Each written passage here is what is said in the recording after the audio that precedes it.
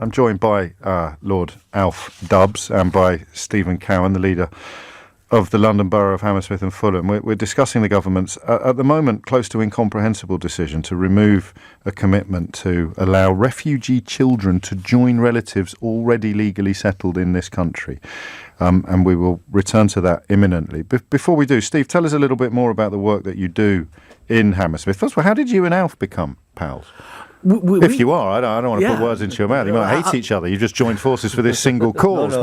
We're friends. I'm very relieved to hear it. We've been friends for quite a long time. And Alf was telling me, Alf got what's known as the Dubs Amendment in May 2016 and was telling me on referendum day, actually, when we were in a pub after that dreadful day's vote, that the government hadn't done anything to let any children in. And we pretty much started working together on the project after that. So we ended up sending, being the only council in Britain to send social workers into not just the Calais camp, but later on into Greece, to assess for children and then to legally challenge the government to do its bit and take Britain's fair share of the most desperate people anywhere in the world, and those people happen to be some of the youngest children. So that's what we ended up working together on, and we're still doing that now. How do you, and this is a criticism I'm sure, or at least a question I'm sure you've fielded many, many times. I'll ask it on behalf of others, because it's not something I personally subscribe to, but how do you deal with the claim that you should only be looking after? There's plenty of children in Hammersmith and Fulham whose lives are far from perfect, so why are you expending time and energy going to France and going to Greece looking for children born on the other side of the world who might also need help? How do you address that? So we agree charity starts at home, which is why we cut council tax in our first term, have the third lowest council tax in the country. We're the only council in the country to abolish charges for adult social care, home care. We've just delivered free breakfast for all our school children. We're setting up a specialist gangs unit to keep children safe. So you're saying we're doing that as well? It's not either or, is what you're saying? That's our first priority. Fair enough. Our first priority is charity starts at home. Yes. But we also know people are fundamentally decent and they expect people to step up in times of crisis. This is the biggest migrant crisis in the post-war period, and hundreds of thousands of children are caught up in it and mixed up in slavery, in prostitution, in trafficking, in some of the worst horrors that there is.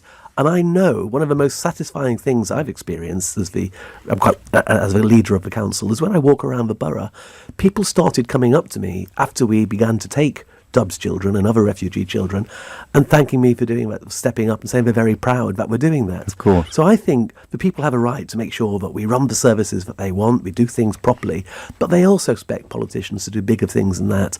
And actually, if you're going to rise to any challenge at the moment in the world, looking after child refugees has to be one of the top priorities. You know more about being a child refugee than anyone. Well, I came to Britain age 6 on a Kindertransport. You've told me this story before, and you say it so. And I picked you up on this last time. It's so because it's your life and your experience. You say it so fluidly and casually. But 6 years old. I mean, everyone here with a 6-year-old child, everyone listening to this with a 6-year-old child. Imagine popping them up. Were you in Prague when you got on the train? Yeah, I came from Prague. Yes. Popped on a train in Prague, and that was it. You were on your own. Yeah, I was. I was on my own on the train. Yes, so there were about 150 other children brought to this country by a marvellous man, Sir Nicholas Winton, who organised it from Prague. And Britain took 10,000 child refugees on Kindertransport from Germany, Austria, and Czechoslovakia. The government didn't, though, did it? In 1938-39, but we took 10,000 then. But that was the people of Britain, and it was organised by Sir Nicholas Winton and other Jewish organisations and humanitarian organisations. It wasn't a government.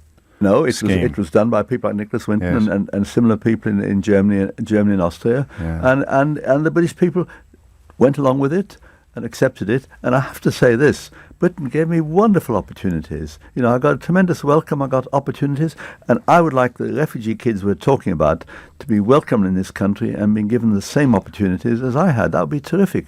It's a sign of the sort of country we are if we can do that. And you tell an amazing story, Alf, don't you, about, albeit you probably don't want to be reminded of the result of the by-election, but you found yourself standing 20 or 30 years ago against another child who'd come over on the Kindertransport. Well, that's true. First time I had a go at standing for Parliament, I wasn't going to win that one, was the cities of London and Westminster. And my Tory opponent who won, Christopher Tugendhat, was a refugee from Vienna, and I was a refugee from Prague. And I have to say to you, the media didn't pick it up that we had these two refugees competing for the centre of London. That's my journalistic career in a nutshell. There, I've got the scoop 30 years late. That's exactly. Well, if we'd met earlier, I'd have told you. I'd have told you quickly. We could have had it quicker. We better help people who want to help you get hold of the information that they need. The petition is at change.org. Keep reuniting child refugees with their families after Brexit. You want people, Steve, also to write to their MPs. What should they be saying? And this holds true even if your MP is holding an office as lofty as Home Secretary.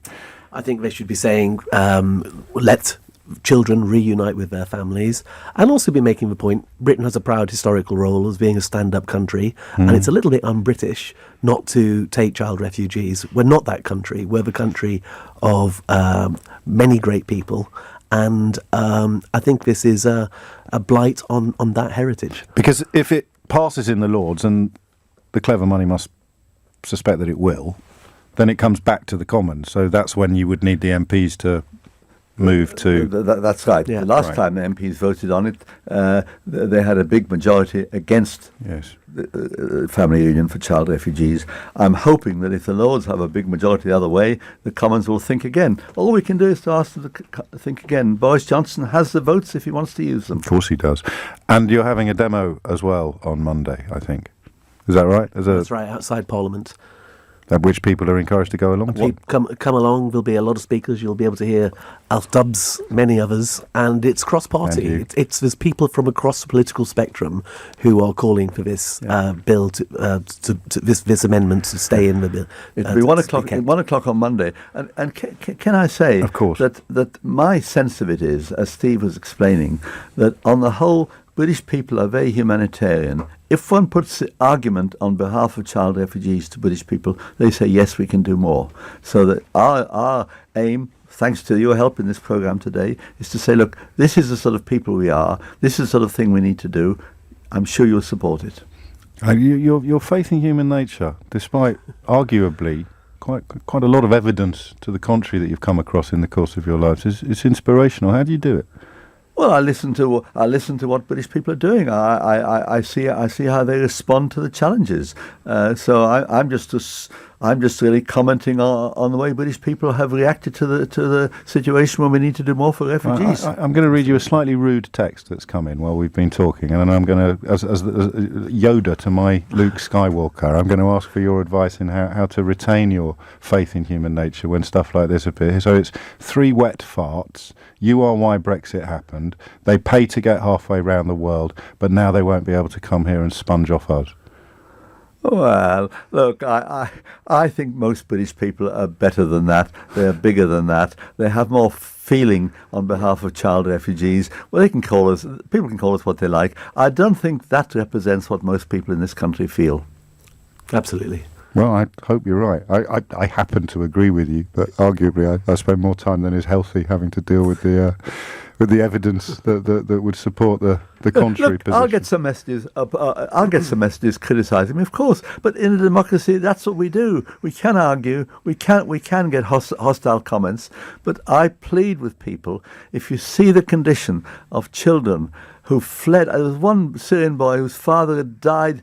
He told me his father had been killed by a bomb in front of him in Aleppo. What sort of life do you have when you've seen your father blown to bits in front of you in a war? And then you want a bit of safety and you want to have some chance of rebuilding your life. That's what we're asking for. And anyone who says it's not our problem, you would respond by saying, well, nor was I. Yeah. And I would, yes. And look at me now. Yeah, Alf went on to work on the Northern Ireland peace process, has made huge contributions to public life. A lot of the children we've already taken, they're at university. One of them's going to play for the Surrey cricket team. There's lots of very positive contributions. Is he a bowler or a batsman? I don't know. Hope he does both. Yes, well, exactly. We need an all-rounder, I suppose. Councillor Stephen Cowen, the leader of London Borough and Hammersmith and Fulham. We've managed to conduct this entire interview without me saying the word bridge.